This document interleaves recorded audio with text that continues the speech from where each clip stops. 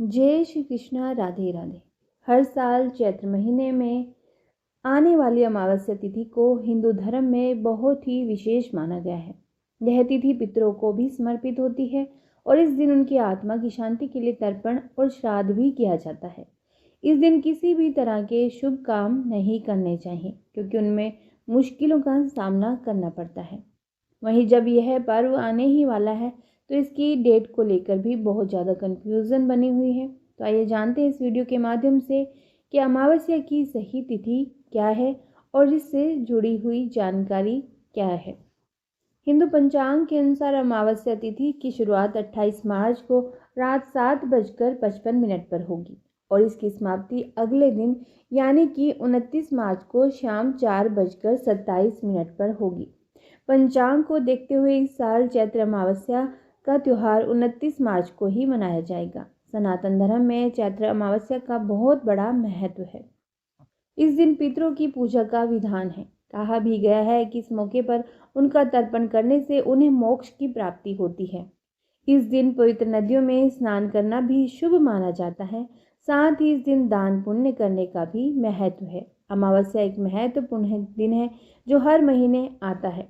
यह दिन पितरों को याद करने और उन्हें सम्मान देने के लिए होता है। पितर दोष से बचने के लिए लोग तर्पण करते हैं और पिंडदान भी इस दिन करते हैं। एक तरह से लोग इस दिन अपने पूर्वजों को जल और भोजन प्रदान करते हैं, अर्पित करते हैं। इसके अलावा अमावस्या के दिन शनिदेव की पूजा भी की जाती है क्योंकि इससे शनि के बुरे प्रभाव से भी हमें मुक्ति मिलती है। कुछ लोग इस पवित्र दिन पर व्रत भी रखते हैं ताकि उनका मन और शरीर शुद्ध रहे। अमावस्या के दिन कई तरह के धार्मिक अनुष्ठान और पूजा पाठ भी होते हैं। शनिवार के दिन अमावस्या होने से इसका महत्व और भी ज़्यादा बढ़ गया है। अमावस्या को दान पुण्य करने से आपको शनि की दशा में भी लाभ मिलता है। जो जातक पिता दोष की समस्या से लगातार परेशान हैं, उन्हें इस दिन किसी पुरोहित से या किसी पंडित के मौजूदगी में विधि विधान के साथ उनका अपने पितरों का पिंडदान जरूर कराना चाहिए। माना जाता है कि चैत्र अमावस्या के दिन पितरों का तर्पण और श्राद्ध करने से पितर दोष से मुक्ति मिल जाती है क्योंकि यह दिन उनकी पूजा के लिए ही समर्पित होता है। घर में हर अमावस्या अथवा हर 15 दिन में पानी में खड़ा नमक यानी कि करीब 1 लीटर पानी में 50 ग्राम खड़ा नमक डालकर पोछा जरूर लगाएं। इससे नेगेटिव एनर्जी घर से निकल जाती है। और खड़ा नमक के स्थान गोमूत्र भी डाल सकते हैं। अमावस्या के दिन जो वृक्ष लता आदि को काटता है अथवा उनका एक पत्ता भी तोड़ता है उसे ब्रह्म हत्या का पाप लगता है। तो अतः इस दिन किसी भी बेलपत्र को या पत्तर पौधे को ना तोड़े। तुलसी पत्र भी इस दिन नहीं तोड़ा जाता। हो सके तो एक दिन पहले ही तोड़ करके रख ले। और इस दिन मछलियों को आटे की गोलियां जरूर खिलाएं। अमावस्या के दिन काली चींटियों को भी शक्कर मिला हुआ आटा जरूर खिलाना चाहिए। शाम के समय किसी पंडित को बुला करके घर में हवन भी जरूर कराएं यदि आप करा सकते हैं तो। अमावस्या की तिथि प्रमुख रूप से पितरों को ही समर्पित होती है और इस दिन पितरों के निमित्त दान पुण्य जरूर करना चाहिए। अमावस्या को पीपल के वृक्ष की पूजा करें तथा पेड़ को जनेऊ और अन्य पूजन सामग्री भी जरूर अर्पित करें। इसके बाद भगवान विष्णु के मंत्र ओम नमो भगवते वासुदेवाय का जप करें और पीपल की 7 परिक्रमा जरूर करें। चैत्र अमावस्या की शाम को किसी भी तालाब या नदी में जाकर गेहूं के आटे की गोलियां बनाकर मछलियों को खिलाएं। ऐसा करने से पितृ पूर्वज प्रसन्न होकर धन धान्य की पूर्ति करते हैं और आशीर्वाद भी देते हैं। चैत्र अमावस्या की शाम को किसी लक्ष्मी नारायण मंदिर में जाकर कच्चे अनाज का दान करें या फिर गरीब ब्राह्मण को भोजन कराकर आशीर्वाद लें। धन आवक की सारी बाधाएं इससे समाप्त हो जाती हैं। चैत्र अमावस्या की रात में शनि मंदिर में जाकर शनि प्रतिमा पर तेल चढ़ाकर काली उड़द, काले तिल, लोहा और काले कपड़े का दान करने से व्यक्ति कुछ ही दिनों में करोड़पति बन सकता है यदि आप यह सब नियम पूर्वक करते हैं। चैत्र अमावस्या के दिन सूर्यास्त के समय शिवलिंग पर जल, दूध और काले तिल अर्पित करने से धन संबंधित सभी समस्याएं दूर हो जाती हैं। वैसे भी यदि आप सूर्यास्त के समय नहीं जा सकते, सुबह के समय भी आप शिवलिंग पर जल जरूर अर्पित कीजिए। इस दिन ब्राह्मणों को, गरीबों को, जरूरतमंदों को भोजन कराना, वस्त्र, आटा, गुड़ देना, फल, कंबल आदि का दान करना शुभ माना जाता है क्योंकि इससे जीवन के सभी कष्ट समाप्त हो जाते हैं और पितरों की कृपा भी प्राप्त होनी आरंभ हो जाती है। चैत्र अमावस्या को सूर्यास्त के समय पीपल के पेड़ पर जल चढ़ाएं और 7 बार उसकी परिक्रमा करें। मात्र इस उपाय से ही राहु, शनि और केतु के दोष दूर होते हैं। चैत्र अमावस्या के दिन हनुमान जी को भोग लगाकर हनुमान चालीसा का पाठ करने से सैकड़ों बाधाएं दूर हो जाती हैं।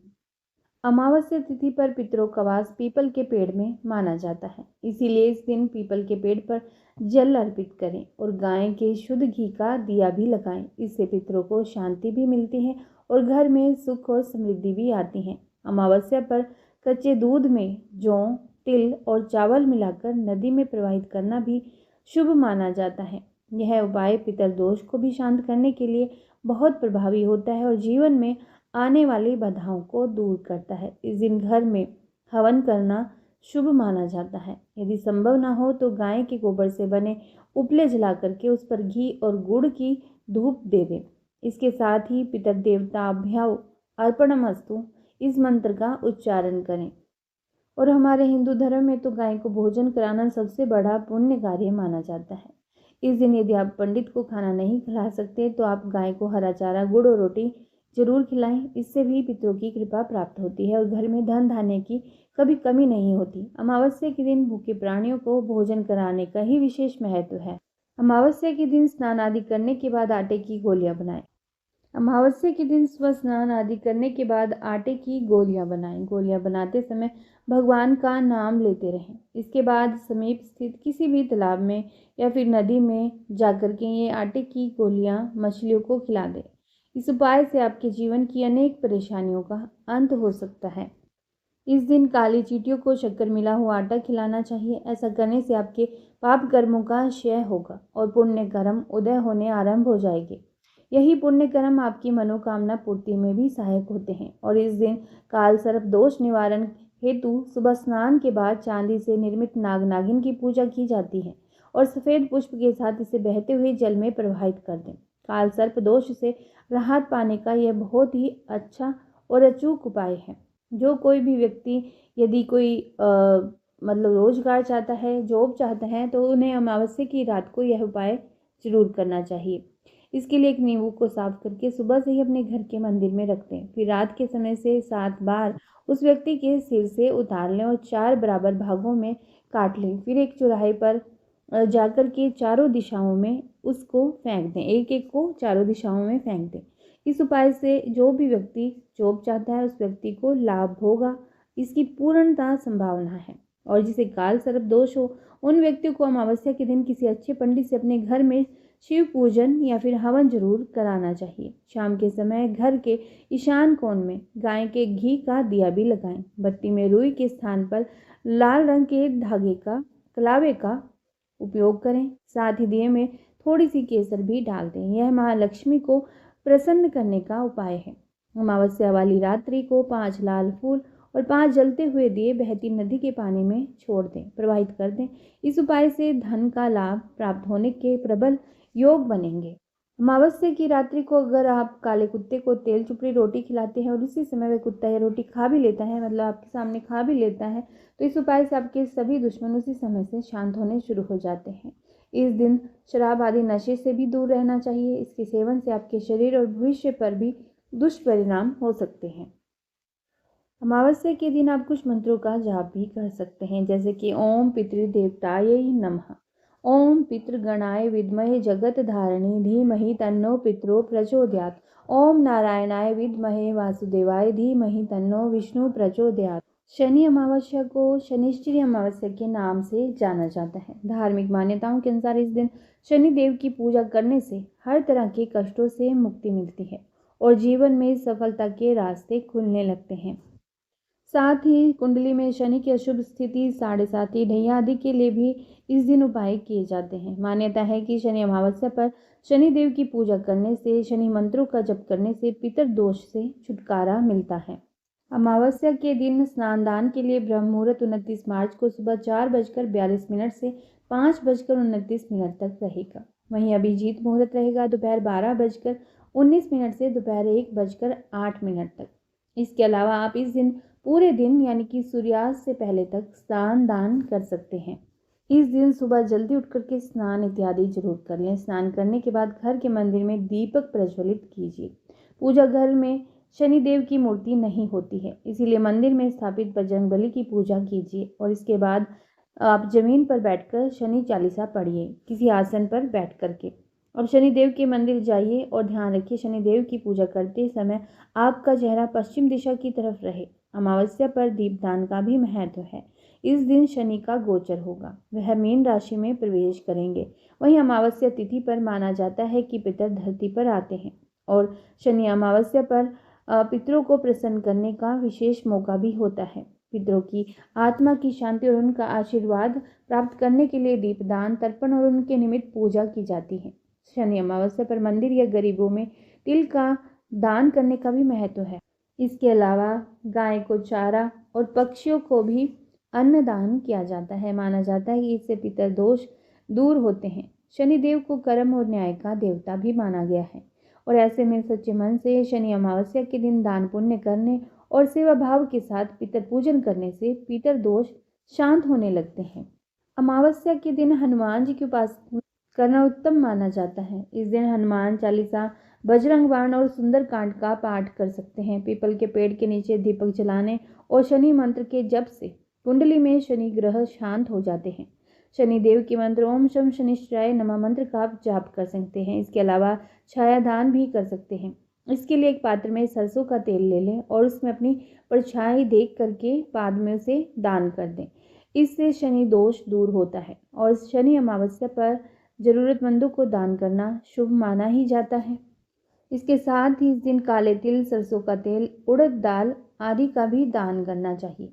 चैत्र अमावस्या के दिन पीपल के पेड़ पर जल और दूध अर्पित करें और इसके बाद फल फूल और काले तिल भी चढ़ाएं या फिर दिए में भी आप काले तिल चढ़ा सकते हैं और फिर बाद में सरसों के तेल का दीपक लगा करके 11 बार परिक्रमा कर लें। इस उपाय को करने से जातक का पितर दोष से छुटकारा मिल जाता है। और अमावस्या के दिन गाय, कौवा, कुत्ते को भोजन जरूर कराएं। कहा जाता है कि ऐसा करने से पितर दोष से भी छुटकारा मिलता है और उसके साथ ही साथ पितरों का आशीर्वाद भी प्राप्त हो जाता है। अमावस्या के दिन घर के बाहर दक्षिण दिशा में तेल का दिया लगाएं। यह दिशा पितरों की ही मानी जाती है, तो दक्षिण दिशा में दिया लगाने से पूर्वज भी प्रसन्न होते हैं। सूर्य ग्रहण भी है इस दिन, क्योंकि चैत्र अमावस्या को सूर्य ग्रहण कहा गया है। तो सूर्य ग्रहण को समाप्त होने का समय शाम को 6:16 पर होगा। तो आइए जानते हैं कि इस दिन किन कामों को करने से बचना चाहिए और इस दिन किसी भी जानवर को जैसे गाय, कुत्ते और कौवे को कष्ट नहीं पहुंचाना चाहिए। और इस दिन बड़े बुजुर्गों का भी अपमान नहीं करें, वरना शनिदेव का प्रकोप बढ़ सकता है। इस दिन नशा, चोरी आदि जैसे बुरे कार्य भूल कर भी ना करने चाहिए, क्योंकि यह हमारे पाप कर्मों में ही गिने जाएंगे, वरना आपको शनिदेव का दंड भी इस दिन झेलना पड़ सकता है। जब भी सूर्य ग्रहण होता है तो उस समय कोई भी शुभ और मांगलिक कार्यों को करना वर्जित भी माना गया है। सूर्य ग्रहण के दौरान भगवान की मूर्ति को भी स्पर्श नहीं किया जाता है और ग्रहण के समय मंदिर के कपाट भी बंद कर दिए जाते हैं। शनि अमावस्या के दिन दाढ़ी, नाखून, बाल ना काटें। ऐसा करने से शनि दोष लगता है। इस दिन तामसिक चीजों से भी दूरी बनाकर रखनी चाहिए। सूर्य ग्रहण का सूतक काल 12 घंटे पहले शुरू हो जाता है। इस दौरान गर्भवती महिलाओं को घर से बाहर आने से और जाने से बचना चाहिए। अपने आराध्य देवी देवताओं के मंत्रों का जप करते रहना चाहिए या फिर कोई धार्मिक पुस्तकों का पाठ करते रहना चाहिए।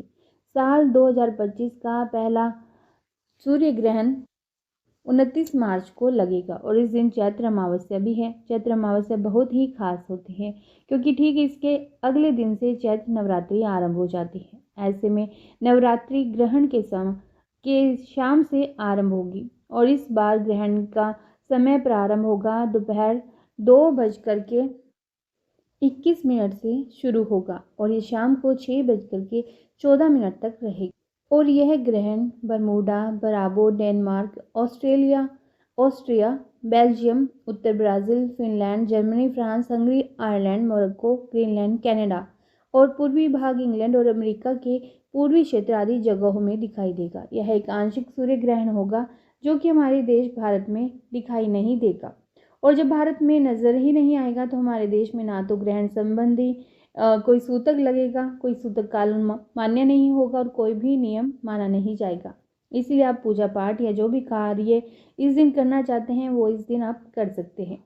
सूर्य ग्रहण को डायरेक्ट नंगी आंखों से देखने पर यह आंखों की रोशनी को प्रभावित कर सकता है, जिससे आंखों की रोशनी कमजोर हो सकती है, बिल्कुल जा भी सकती है। या आपकी आंखों संबंधी कोई रोग भी हो सकता है। इसीलिए यदि आप सूर्य ग्रहण को देखने के इच्छुक हैं तो आपको दूरबीन या फिर टेलीस्कोप चश्मे की सहायता लेनी चाहिए, या फिर आप काले अंधेरे वाले चश्मे का भी प्रयोग कर सकते हैं। कई बार लोगों का मानना यह होता है कि ग्रहण चाहे कहीं भी लग रहा हो, प्रकृति में उसका कुछ न कुछ नकारात्मक प्रभाव तो होता ही है। ऐसे में हिंदू धर्म में कुछ मान्यताएं हैं, जैसे कि ग्रहण के समय आप अपनी सामर्थ्य के अनुसार कुछ न कुछ दान दे सकते हैं, और ग्रहण की समाप्ति के बाद शुद्धि के लिए स्नान करना चाहिए, और घर में गंगा जल का छिड़काव करने के बाद जो भी दान के लिए आपने जो कुछ भी निकाला है वह आप किसी निर्धन जरूरतमंद व्यक्ति को आप दे सकते हैं। गर्भवती महिलाओं को इस बात का विशेष तौर से ध्यान रखना चाहिए, लेकिन यह ग्रहण क्योंकि हमारे देश में दिखाई नहीं देगा, इसीलिए कोई भी गर्भवती महिला इस बार लगने वाले पहले सूर्य ग्रहण के बारे में सोचकर चिंता ना करें और अपने आप को शांत रखें, और आप अपने जो भी दैनिक कार्य हैं वह आप कर सकती हैं। सूरज की रोशनी में बाहर भी निकल सकती हैं, अपने कामों को पूर्ण भी कर सकती हैं। आशा करती हूँ इस वीडियो में दी गई जानकारी आपको उपयोगी लगी होगी। तो इस वीडियो को लाइक और शेयर जरूर कीजिएगा और चैनल को भी सब्सक्राइब जरूर कीजिएगा।